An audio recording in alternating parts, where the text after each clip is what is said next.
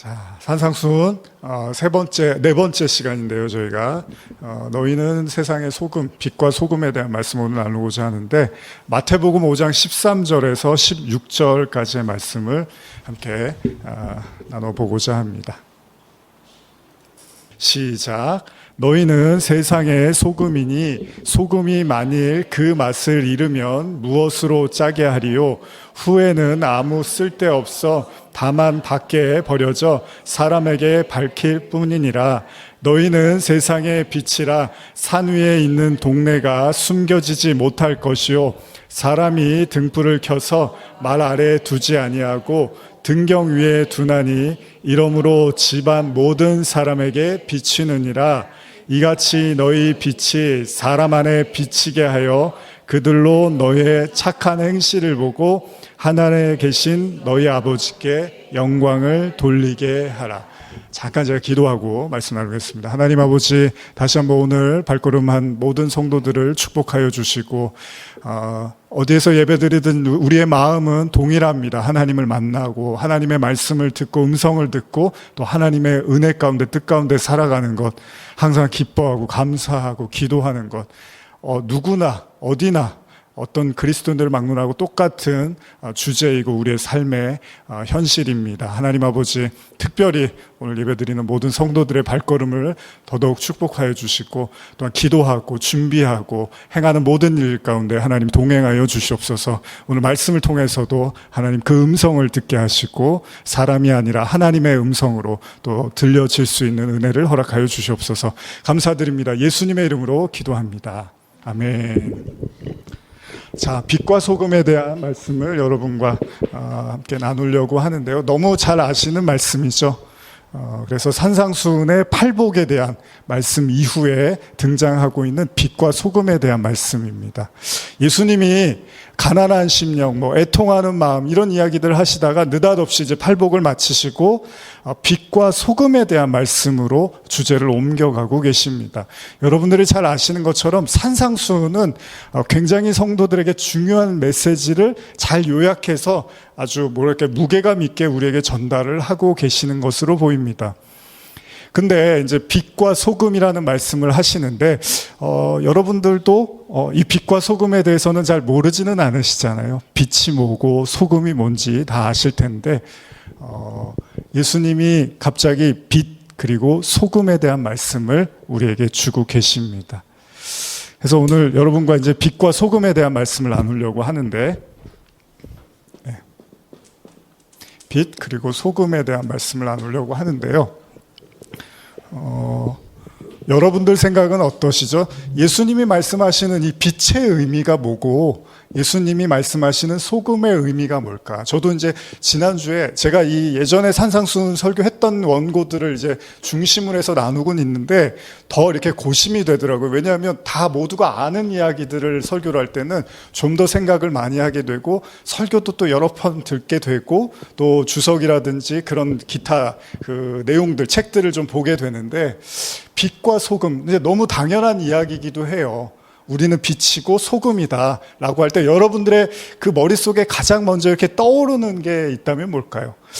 빛이다, 너희는 빛이고 너희는 소금이다 라고 할 때 가장 먼저 여러분들에게 떠오르는, 혹시 나눠주실 분 있으신가요? 제가 빛이라는 생각을 해보니까 이런 의미 같습니다. 제가 소금을 떠올리니까 예수님이 이런 의도에서 말씀하신 것 같습니다. 혹시 나눠주실 분 없으시겠죠, 그렇죠? 그래서 제가 빛과 소금 생각을 하는데, 일단은 예수님이 이제 소금 얘기를 먼저 하시고 또 빛 얘기를 하시는데, 5장 13절로 가보시면 너희는 세상의 소금이다 이렇게 말씀을 하시고, 소금이 만일 그 맛을 잃으면 무엇으로 짜게 하리오 이렇게 말씀을 하십니다. 그래서 이 본문만 놓고 보면 예수님이 말씀하시는 거는 소금이라는 것은 짠맛이 나야 되는 거고, 그 짠맛이 나지 않는 걸 우리는 소금이라고 말할 수가 없다. 그러면 그 짠맛이 나지 않는다는 그 소금은 분명히 우리는 밖에 던져서 사람들에게 밟히는 흙처럼 될 것이다 라고 말씀을 하시는 거죠. 여러분 혹시 그거 아시나요? 소금이라는 거는 유통기한이 없는 걸로 제가 알고 있어요. 예전에 설교 준비할 때도 알아봤지만. 근데 이제 가공된 소금이나 이런 건 유통기한이 있을 수 있는데 일반적으로 그냥 우리가 알고 있는 그 소금은 유통기한이 따로 있지 않습니다. 그 얘기는 뭐냐면 한 번 소금은 그냥 쭉 소금이라는 거예요. 그리고 이걸 조금 더 과장돼서 표현하면은 영원까지 이제 의미할 수 있는 거예요. 그러니까 한 번 짠맛을 내는 그 소금은 절대로 맛이 변화되지 않아서 쉽게 말하면 그냥 존재하는 계속해서 그 소금은 짠맛을 내게 된다는 겁니다. 이 영원에서 두 가지 의미를 우리가 유출할 수 있는데 하나는 뭐냐면 변질되지 않는다라는, 그러니까 변하지 않는다라는 거. 그런 의미에서 뭐 신실하다라든지 한번 이렇게 정해진 것에 대한 어떤 변함없는 모습 이런 것들로 이야기할 수 있고 또 하나는 뭐냐면 언약의 개념이 들어갑니다. 언약. 죄송합니다. 언약의 개념이 들어갑니다. 그러니까 언약이 들어가는 게 뭐냐면 하나님이 여러분과 저를 이렇게 한 번 사랑하고 구원하시기로 작정을 하시면 그 영혼은 영원히 하나님이 책임지시겠다라는 개념도 들어갑니다. 그래서 우리가 이제 장로교에서 칼빈주의에서는 이제 그 예정 선택 이런 걸 믿잖아요. 그런 의미에서 보면은 이 소금의 개념이 한 번 하나님이 예정하고 선택한 사람은 영원히 변함없이 그와 함께 한다. 그를 지켜주신다. 구원을 하신다. 그래서 구약으로 넘어가면 이 소금을 옆에다가 뭐라 하면 소금 언약이라는 말이 나옵니다. 그래서 소금 언약이라는 표현이 몇 차례 등장을 하는데 그게 그런 의미입니다. 하나님이 한번 택정을 하시면은 변함이 없다. 그래서 예수님이 너희가 빛이다 소금이다라고 말씀하실 때는 그런 의미도 담겨져 있는 거예요. 한번 빛이 되고 한번 소금이 된 사람은 영원히 그 역할, 그러한 삶을 살게 될 것이다라는 언약의 메시지도 거기에 이렇게 들어가 있는 거죠. 그래서 소금은 어떤 맛이죠, 여러분? 한번 그 맛을 나면, 그러니까 식초든 뭐 고추장이든 우리가 그 고유의 맛이 있잖아요. 그래서 예수님이 이 물이라는 게 성경에서 그 진리를 표현할 때 예수님이 물 이렇게 표현하는데 예수님이 이제 생수로 표현을 하시죠. 그래서 내 안에서 생수의 강이 흐른다라고 할 때 이제 물. 그래서 사마리아 여인한테도 내가 너한테 생수를 줄 수 있어. 그럴 때 이제 물을 우리가 진리로 설명을 하는데 물이 맛이 없어요. 그리고 뭐 아무 냄새도 안 나잖아요. 근데 또 물을 마시지 않으면 사람이 이제 살 수가 없는 거죠. 그래서 진리를 설명할 때 이 물이라는 것의 특징을 우리가 좀 이해하면 조금 더 이렇게 효과적으로 하나님이 말씀하시는 진리가 뭔지를, 그래서 만나도 뭐라 그러죠? 이스라엘 백성들이 광야에서 만나 먹으면서 뭐라 그러죠? 그래요, 맞아요. 맛은 있었어요. 처음에는 맛있었어요.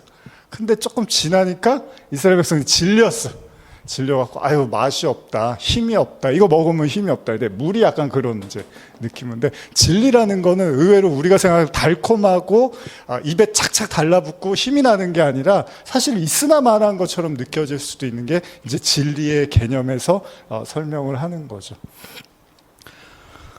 그러다 보니까 사람들이 이제 그 자극적인 걸 좋아하잖아요. 뭐 짜고 맵고 달고 이제 이런 것들을 좋아하는 게 이 어떻게 보면 신앙의 모습 안에서도 다 이렇게 녹아져 있는 것 같아요. 근데 실제로 진리는 어떻게 보면 무치, 무향, 무색, 뭐 냄새도 안 나고 맛도 없고 뭐 이런 이제 개념으로 항상 등장을 하고 있는 거죠. 그런데 그럼에도 불구하고 예수님이 오늘 이제 소금을 언급을 하시면서 짠맛에 대한 이야기를 하시는 거죠.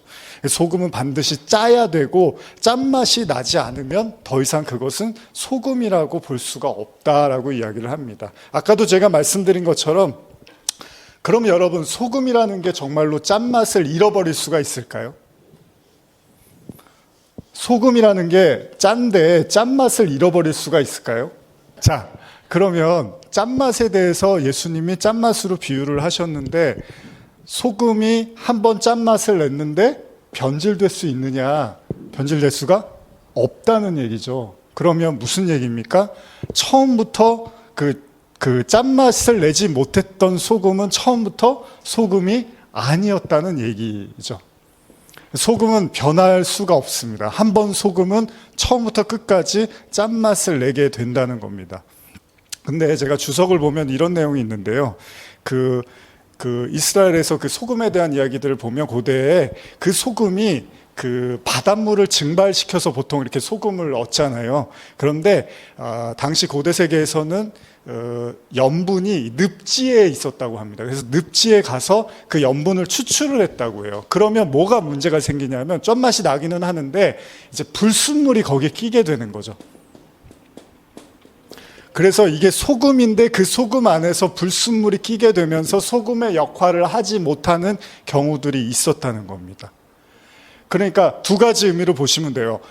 소금은 반드시 짠맛이 나야 되는데 혹시나 짠맛이 나지 않는 소금은 불순물이 더 많이 존재하고 있기 때문이다라는 겁니다. 그래서 예수님이 소금이 소금의 맛을 내지 못하는 것은 소금이 아니거나 아니면 다른 요소들이 그 안에 너무나 많이 가미됐다라는 것입니다. 여러분, 소금이 그 맛을 잃으면이라는 이 염화나트륨이라고 하는데 이 짜게 하는 것. 근데 이 소금 자체에 대한 문제, 뭐 예를 들면은 이제 이렇게 불순물이 많아진 소금은 예전에 그 고대 시대에는 이제 옥상에서 사람들이 많이 이렇게 놀고 거기서 먹고 이렇게 얘기를 나눴나 봐요. 그러다 보니까 이 불순물이 많아서 소금의 역할을 하지 못하는 소금은 그 옥상 위에다가 뿌려서 사람들이 이렇게 밝게 뒀대요. 근데 왜 그러냐면 그렇게 두면 모래하고 그 불순물이 섞인 소금이 섞여서 땅을 더 이렇게 단단하게 만들었다고 해요. 그래서 예수님이 사람들한테 밟히우게 될 거야라고 표현을 하셨던 거죠. 다시 말하면 이 소금이라는 게 이제 정체성에 관련된 이야기를 하고 있는 거죠. 그러면 짠맛은 뭘까요? 짠맛. 예수님이 말씀하시는 짠맛이라는 게 뭘까요? 소금이 짠맛을 내야 되는데 그러면 성도들에게 지금 하시는 말씀이잖아요. 그러면 성도들은 짠맛을 내야 되는데 무슨 맛을 내라는 이야기일까요? 정체성이죠. 성도의 정체성. 뭘까요? 어떤 의미에서 예수님이 소금이라고 이야기를 하시는 걸까요? 여러분들이 갖고 있는, 그러니까 여러분들이 성도면 반드시 여러분들 안에 가지고 있는 짠맛이라는 정체성이 있어야 되는데 그게 뭐냐는 거죠. 근데 실제로 사람이 재밌는 게 땀을 흘리면 짠맛이 납니다. 그래서 사람 몸에 이렇게 짠맛이 있는 거잖아요. 그래서 땀을 흘리면 먹어보면 짜잖아요. 그러면 그 정체성이 뭘까? 이게 중요한 거잖아요. 여러분 소금이래요. 하나님, 예수님이. 그러면 그래, 내가 소금인데 그럼 나한테 짠맛이 나야 되는데 그 짠맛이 의미하는 정체성은 뭘까? 그랬을 때 이것만 가지고 이야기가 어려우니까 예수님이 이제 빛이라는 말씀으로 설명을 더 해주시는 거죠. 빛에 대해서도 다시 한번 보면 여기 보시면 14절이죠. 13절은 이제 소금에 대한 설명을 했고 이게 정체성이 없어져 버리면 버릴 거야 라고 말씀하시고 14절에서 빛으로 설명을 합니다. 14절, 너희는 세상의 빛이라 산 위에 있는 동네가 숨겨지지 못할 것이요 사람이 등불을 켜서 말 아래 두지 아니하고 등경 위에 두나니 이러므로 집안 모든 사람에게 빛이 있느니라 이렇게 말씀을 하시는데 이걸 제가 현대어 성경으로 좀 읽어드릴게요. 5장 14절 15절입니다. 너희는 세상의 빛이다.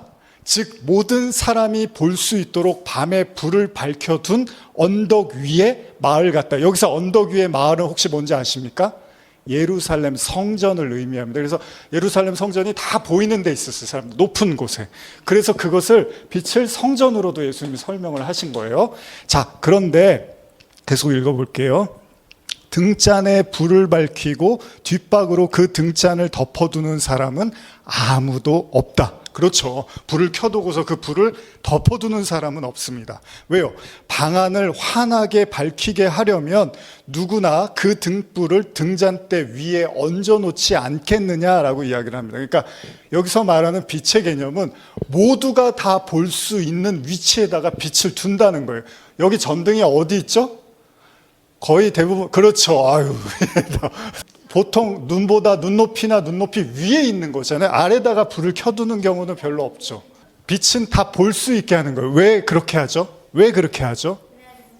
그렇죠. 그래야지 볼 수 있으니까. 그 얘기는 뭐예요? 빛을 위에다 두는 이유는 아래의 어두움을 드러내기 위한 이유에서 이렇게 한단 말이죠. 그러니까 빛이 존재하는 곳에는 반드시 어두움이 있는 거예요.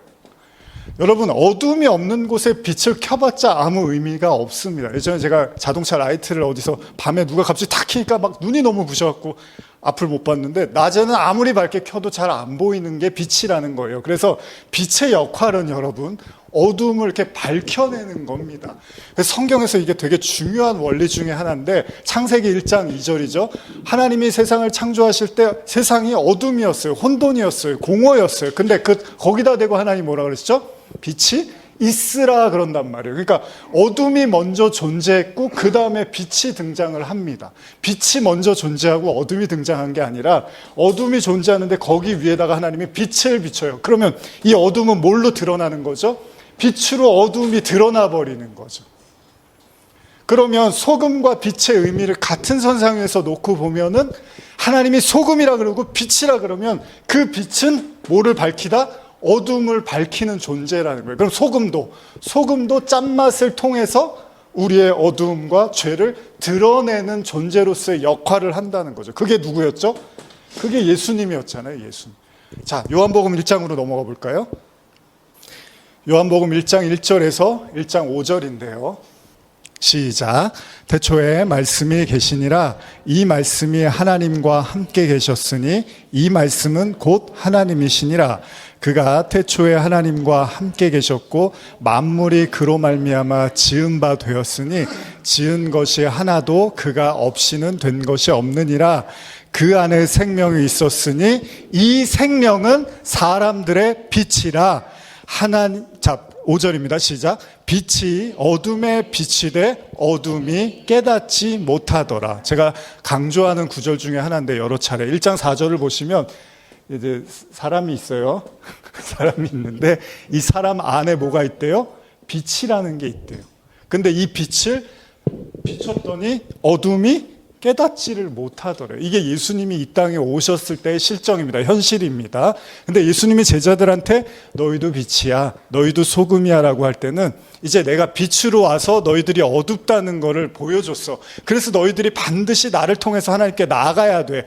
근데 이제 내가 죽고 부활하고 승천해서 없어지면 너희들이 그 역할을 동일하게 해야 되는 거야. 너희들이 바로 세상의 빛인 거야 라고 예수님이 말씀을 하시는 거죠. 빛은 뭐다? 모든 사람이 볼 수 있게 볼 수 있게 하신 대표적인 게 뭐죠? 예수님이 십자가잖아요. 십자가를 모든 사람이 볼 수 있게 해서 내가 어둠이고 죄인이구나라는 걸 깨닫고 십자가를 통과해서 부활의 그 영생에 이르게 하는 그 역할을 이제 제자들에게도 너희가 빛이야 라고 말씀을 하시는 거죠. 근데 사람들이 어둠에 있는 사람들이 이 빛을 보고 하나님께 나와야 되는데 대부분 어땠죠? 예수님 당시에 내가 어둡다는 걸 인정하고 싶지 않으니까 이 빛을 죽여버린 거예요. 없애버린 거예요. 꺼버린 거예요. 그러면 여기서 끝나는 게 아니죠. 이 빛은 또 그 다음 제자들, 그 다음 제자들 이렇게 해서 지금까지 여러분들과 저의 이 역사 속에 계속 이 빛은 비추고 있는 거예요. 창세기 때 그 빛이 이 역사를 관통해서 지금 이 순간까지도 비추고 있는 거예요. 그러면 누가 나오느냐? 내가 어둠입니다라고 고백하는 자들이 이 빛을 붙잡고 영생에 또 들어가게 되는 거죠. 이 빛은 그런 빛입니다. 요한복음 3장으로 가보실까요? 자, 요한복음 3장 18절 그리고 20절까지 한번 읽어볼게요. 시작. 그를 믿는 자는 심판을 받지 아니할 것이요 믿지 아니하는 자는 하나님의 독생자의 이름을 믿지 아니하므로 벌써 심판을 받은 것이니라. 그 정죄는 이것이니 곧 빛이 세상에 왔으되 사람들이 자기 행위가 악함으로 빛보다 어둠을 더 사랑한 것이니라. 악을 행하는 자마다 빛을 미워하며 빛으로 오지 아니하나니 이는 그 행위가 드러날까 함이라. 그쵸? 지금 제가 설명한 이야기들이 이 안에 다 들어가 있죠. 그러니까 우리는 성도는 그 빛과 소금의 역할을 해서 세상의 그 어두움을 비춰내는 거예요. 드러내는 거예요. 근데 두 부류가 있습니다. 이 빛으로 나오는 사람이 있는데 예수님의 말씀을 전하면 그 복음을 받아들이고 나오는 사람이 있는데 그렇지 않은 사람들은 왜 그러냐 하면 자기 행위가 악함으로 빛보다 어둠을 더 사랑한다는 거예요. 어둠을 더 좋아한다는 거예요. 그래서 악을 행하는 자마다 빛을 미워하게 된다는 거예요. 저희가 지난주에 사도행전 수요일 날 스데반의 설교를 사도행전 7장을 나눴는데 스데반이 그 공회에 끌려가서 이제 거기서 복음을 막 전하잖아요. 대제사장들과 그리고 수많은 종교 지도자들 무리 앞에서 복음을 전합니다. 그 복음의 핵심은 뭐였냐면 너희가 바로 하나님의 아들 예수를 죽였다라고 하니까 사람들이 듣고 있다가 이를 갈다가 돌을 던져서 스데반을 그 자리에서 돌로 쳐서 죽이게 되는 거죠. 그게 그런 내용입니다. 빛을 이렇게 전해요. 하나님의 복음, 말씀을 전하면 어떤 부류들은 받아들이지만 어떤 부류들은 그걸 못 견뎌하는 거예요. 그 죄를 받아들이고 인정할 수 없으니까 차라리 그 빛을 없애버리려고 한다는 거죠. 근데 빛은 절대 없어질 수가 없습니다. 그죠? 하나님의 빛은 마지막 그때까지, 예수님이 내가 알파와 오메가라 그래요. 그러니까 처음과 나중까지 이 빛은 계속 존재할 거라고 말씀을 하세요. 이 세상이 존재하는 한 그 예수의 빛은 절대 꺼지지가 않는 거예요. 그래서 성전에 들어가면 제가 성막 이야기할 때 성소 지성소에 뭐가 있다 그랬죠? 떡상하고 그 다음에 금초대가 있잖아요. 이거는 꺼트리면 안 되는 거예요. 이 금초대하고 떡은 이건 항상 여기에 이렇게 제단에다가 둬야 되는 거예요. 그게 그런 얘기입니다. 이 세상이 끝날 때까지 하나님의 말씀과 하나님의 그 빛은 계속 존재할 거라는 거예요. 그러나 세상은 그걸 알아차리지 못하고 어둠으로 더 가까이 가겠죠. 이제 마지막 때가 오면 더 그렇게 하겠죠. 21절도 한번 읽어볼까요? 3장 21절입니다. 시작. 진리를 따르는 자는 빛으로 오나니 이는 그 행위가 하나님 안에서 행한 것임을 나타내려 함이니라 하시네. 아멘. 제가 요거를 19절부터 21절까지를 현대로 한번 더 읽어드릴게요. 한번 잘 들어보세요. 죄인으로 판단받았다는 것은 곧 빛이 하늘로부터 세상에 들어왔는데도 그들이 빛보다는 어둠을 더 사랑하였다는 것을 뜻한다.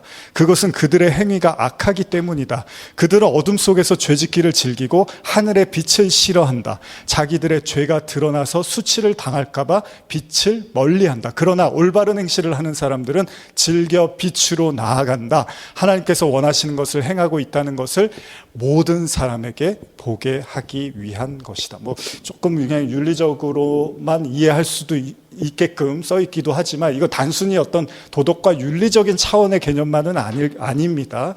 어쨌든 간에 예수님이 우리에게 빛과 소금이라는 말씀을 하셨어요. 산상수훈을 통해서. 그래서 다시 이제 그 산상수훈으로 돌아가서 좀 말씀을 이제 좀 정리를 하면서 마무리를 해야 될 것 같은데,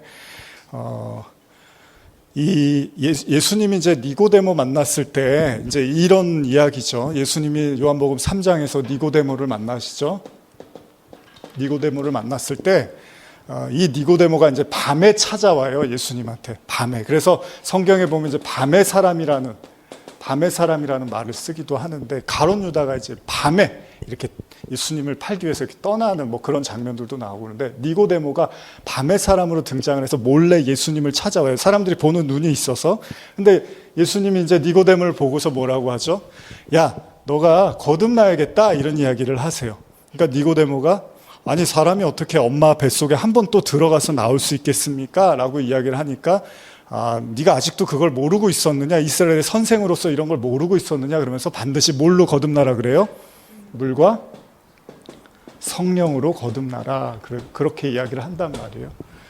근데 이 물과 성령이라는 것도 이게 따로따로 생각할 수도 있지만 물, 곧 성령 이렇게도 표현을 할 수가 있다는 거예요. 그러니까 하나님의 말씀, 하나님의 영으로 이 거듭나라라고 이야기를 한단 말이에요. 그리고 나서 던지신 말씀이 여러분들이 지금 읽은 3장 16절, 17절 이하의 이제 말씀이란 말이죠. 다시 말하면 니고데모 같은 사람들은 자신이 어두움 가운데 있다는 것을 조금이나마 인지를 했던 것 같아요. 그래서 예수님이 하시는 일이 하나님의 아들 같으니까 이제 몰래 나왔어요. 그런데 예수님이 이 거듭남을 이야기하자 니고데모가 이걸 이제 받아들였던 것으로 보여요. 결국은 니고데모가 자신의 의와 자신의 노력과 자신이 쌓아온 어떤 공덕 뭐 이런 걸로 구원이 어렵겠구나라는 걸 깨닫고 이제 하나님의 은혜인 물과 성령의 그 말씀을 받아들이게 되는 거죠. 자, 그러면 우리 이제 이런 이야기를 할 수 있는데, 그러면 소금과 빛에 대해서 이제 좀 정리를 해보고 싶은데, 아까 예수님이 두 가지 이제 표현을 하는데, 하나는 소금이 그 맛을 잃으면은 그냥 사람들이 밟아버리는 그런 땅에서 흙으로 이제 사용될 것이다라고 이야기를 하는데, 이 내용도 성경에 예수님이 그 지옥에 대한 이제 심판에 대한 이야기를 할 때 소금 뿌리듯 하다라는 이제 표현으로 또 말씀을 하기도 해요. 그래서 이제 마무리하면서는 요 얘기를 하고 싶어요. 그러니까 소금이 소금의 역할을 하지 못하고 빛이 빛의 역할을 하지 못했을 때, 그러니까 소금이 그 짠맛을 내지 못했을 때는 사람들의 발에 밟힌다. 그럼 발에 밟힌다는 건 어떤 의미일까요?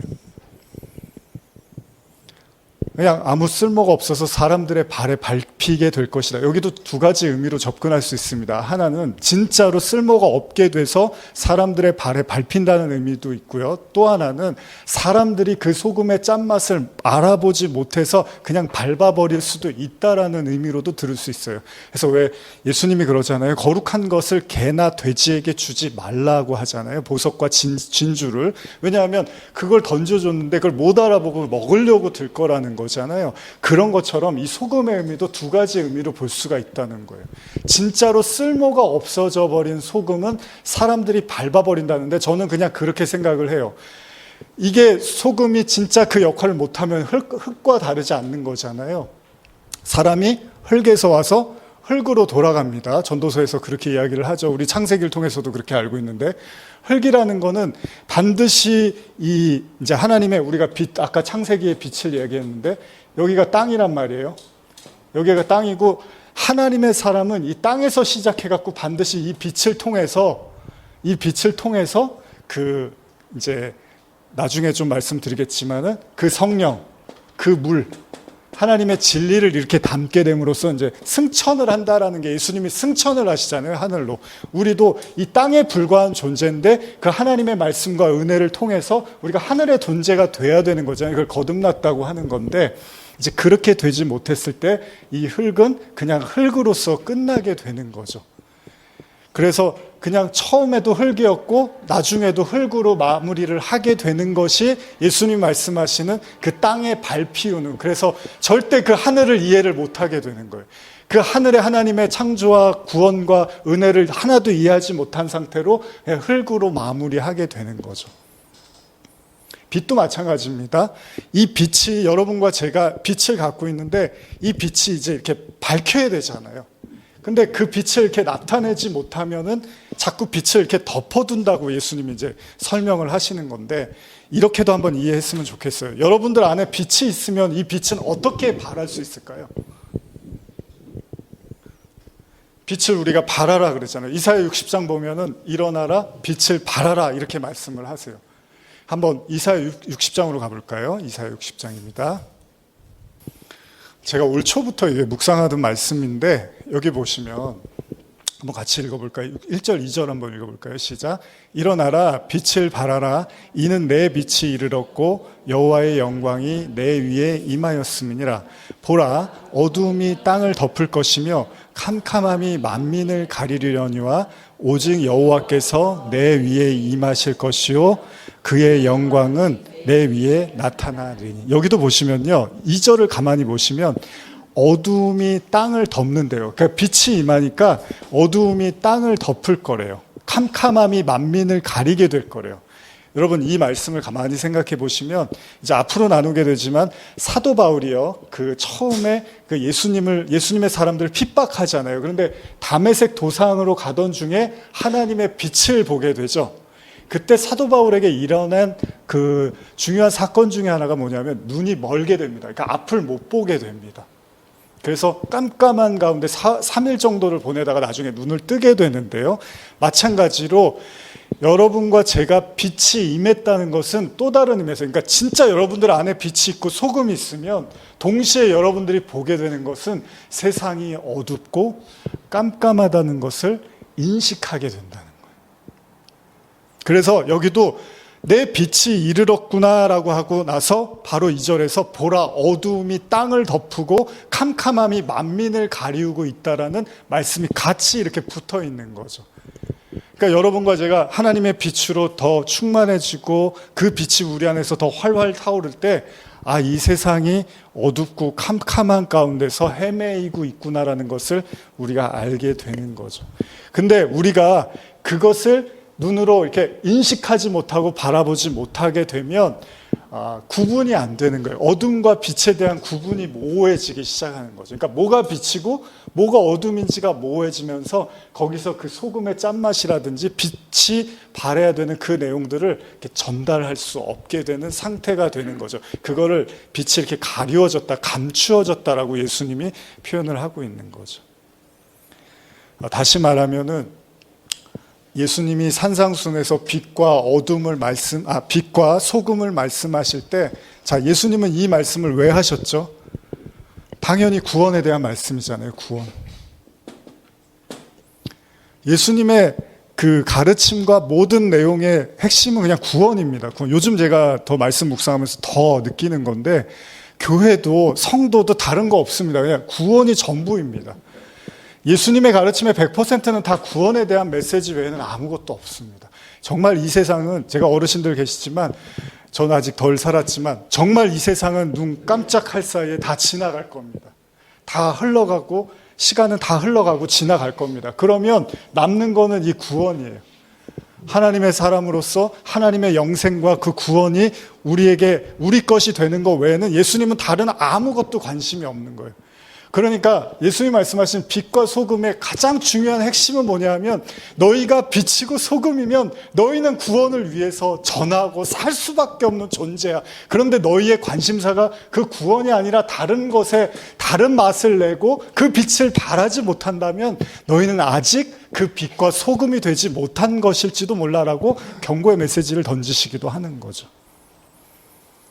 우리가 교회 나오는 이유, 성도들과 교제하는 이유, 하나님께 예배드리는 이유 다 구원입니다. 구원.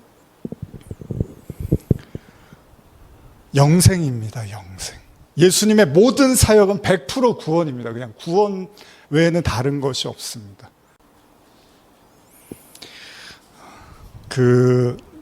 지난주에도 제가 좀 나누고 있는데 이런 말씀 한번 나누고 이제 마무리하겠습니다. 고린도전서 13장 1절에서 3절입니다. 13장 1절에서 3절입니다. 예. 지난주일에도 제가 좀 잠깐 나눴었는데요. 중요해서 한 번 더 오늘 나누겠습니다. 시작. 내가 사람의 방언과 천사의 말을 알지라도 사랑이 없으면 소리나는 구리와 울리는 꽹과리가 되고, 내가 예언하는 능이 있어 모든 비밀과 모든 지식을 알고 또 산을 옮길 만한 모든 믿음이 있을지라도 사랑이 없으면 내가 아무것도 아니요, 내가 내게 있는 모든 것으로 구제하고 또 내 몸을 불사르게 내줄지라도 사랑이 없으면 내게 아무 유익이 없느니라. 여기서 말하는 사랑, 혹시 여러분들 심각하게 고민해 보셨나요? 도대체 이 사랑이 뭐길래 천사의 말을 하고 믿음이 있고 비밀을 알아도, 지식이 있어도, 산을 옮길 만한 그런 믿음이 있어도 사랑이 없으면 아무것도 아니고, 심지어는 모든 것, 집을 팔아서 다 구제를 하고 내 몸을 불사르게 내어줘도 사랑이 없으면 아무것도 없다. 저는 이게 대학 때부터 이 구절에 굉장히 사로잡혀서 많이 묵상도 하고 설교도 하고 생각도, 요즘까지도 이 말씀들은 제 안에서 계속해서 고민되어지는 말씀인데요. 제가 오늘 성도님들한테 또 자주 못 뵐 수도 있으니까 한 번 더 이렇게 좀 마음속에 이렇게 남기셨으면 좋겠어서, 이게 뭘까요? 이 사랑이. 아니, 몸을 바치면은 그거보다 더한 사랑이 어디 있고, 집을 팔아서 다 나눠주는 거, 그거보다 더한 사랑이 어디 있습니까? 말로만 하는 게 아니라 행동으로 옮기는 사람인데, 근데도 사랑이 없으면 아무것도 아니래요. 요즘 제가 설교 혹시 들어보신 분은 아시겠지만 성소 지성소 얘기를 이제 매번 하고 있거든요. 성소를 지나서 지성소로 들어갑니다. 지성소에서는 하나님이 임재를 합니다. 근데 여러분 들으셨지만 하나님이 임재하는데 잘못되면, 이 안에서 용서를 못 받으면 대제사장이 죽어서 나옵니다. 근데 이 대제사장이 이제 용서를 받으면 그 다음에 백성들의 죄를 용서를 구해서 하나님이 용서해주면 1년에 한 번씩 그 대속죄일에 그 용서가 일어나서 모두가 용서를 받게 되는 거예요. 이걸 주기적으로 이제 1년에 한 번씩 하게 되는데, 자 보세요. 이 지성소에서 하나님의 임재가 일어나고 이 지성소에서 그러면 일어나는 게 용서라고 했잖아요. 용서. 그러니까 하나님을 만나는 가장 주된 목적은 용서입니다. 용서를 받는 거예요. 그러려면 반드시 죄인이라는 게 전제가 돼야 돼요. 내가 죄가 있어야지 용서를 받는데 내가 죄가 없다 그러면 용서할 게 없잖아요, 하나님이. 그러니까 죄인이라는 게 인정이 돼서 용서를 받게 되는데, 그러면 이 용서받은 사람이 나와서 뭘 해야 되겠죠? 네? 누가 그랬죠? 그렇죠. 이 용서를 받은 사람이 나와서 할 일은 용서예요. 혹시 1만 달란트의 비유 아시나요? 자기가 왕한테 1만 달란트의 그 빚을 탕감을 받았어요. 그런데 밖에 나가서 너무 감사하고 기뻐하고 그래야 되는데 자기한테 100데나리온 빚진 사람을 가서 막 괴롭힙니다. 돈 갚으라고 빨리. 그랬더니 다시 임금이 불러요. 너는 내가 1만 달란트를 탕감해 줬는데 그게 지금으로 하면 수조 원입니다. 그걸 용서해 줬는데 너는 어떻게 이 100달란트 뭐 몇백만 원 빚진 사람을 괴롭히고 있구나. 넌 다시 들어와서 네 빚을 다 갚을 때까지 나가지 마. 그렇게 끝납니다. 그 비유가. 그게 뭐냐면 성경이 진짜 우리에게 말하고 싶은 게 용서고, 예수님이 십자가를 왜 지셨죠? 용서예요, 용서. 다른 게 아니라 용서예요. 그걸 다른 말로 사랑이라고 하는 겁니다. 용서랑 사랑은 같은 말이에요. 왜? 사랑하니까 용서를 해주시는 거니까. 사랑해서 십자가를 져서 용서하신 거니까. 그러면 그 사랑과 그 용서는 같단 말이에요. 그러면 여기서 말하는 사랑이 없으면이라는 말은 그 용서가 뭔지를 모르면, 그 구원의 그 용서, 하나님의 그 지성소에서 하나님의 임재하시는 그 용서와 사랑의 의미를 알지 못한 채 내 집을 팔아야지, 저 사람을 위해서 내 목숨을 던져야지라고 해버리면 그건 하나님한테 하나도 카운트가 안 된다는 얘기입니다. 하나님은 오로지 구원을 위한 사랑과 용서를 주신 건데, 유대인들이 어떻게 했죠? 그거를 깨닫지를 못하고 행위로서 사람들한테 정을 베풀고 사랑을 베풀고 헌신을 많이 해야 되고 이런 거는 했는데, 그 절대적 하나님의 임재에서 나타나는 용서의 사랑의 개념을 이해를 못하고 있었다는 거예요. 그래서 사도 바울이 말하는 거예요. 그 사랑을 모르면 아무것도 아닌 거라는 거죠. 그래서 사랑은 오래 참고. 그러면 그 말을 이제 집어넣으면 되는 거예요. 그 구원과 용서를 안 사람이 누군가를, 영혼을 구원할 때 그들은 오래 참고, 그들은 온유할 거고, 그들은 자기의 유익을 구하지 않을 것이고, 그렇죠? 그 구원과 그 용서가 전제된 사랑만이 그 사랑을 가능케 한다고. 왜? 그 사랑을 받았으니까. 내가 그 용서를 알고 그 사랑을 받아버려갖고 그거를 위해서 참을 수 있고 견딜 수 있고 웃을 수 있고 기다릴 수 있다는 거죠. 저는 이게 전부라고 봐요, 성경이. 그래서 예수님이 너희가 바로 빛과 소금이다. 내가 했던 그 일들을 너희가 이제 하게 될 거야. 내가 죽고 부활하고 승천하면 그리스도인들은 바로 그 구원과 그 사랑을 빛과 소금으로 나타낼 거야 라고 말씀하신 거죠. 오늘 모두가 그 빛과 소금의 역할을 감당하는 우리 어린아이들부터 어르신들에 이르기까지 그 은혜가 넘치시기를 축복합니다. 마무리하면서 당신은 빛과 소금입니다. 이렇게 축복하면서 마무리할까요? 우리 앞뒤적으로 시작. 당신은 빛과 소금입니다. 아멘. 감사합니다. 우리 이 시간에 기도하고 이제 찬양하고 마치겠습니다. 기도하시겠습니다. 하나님 아버지,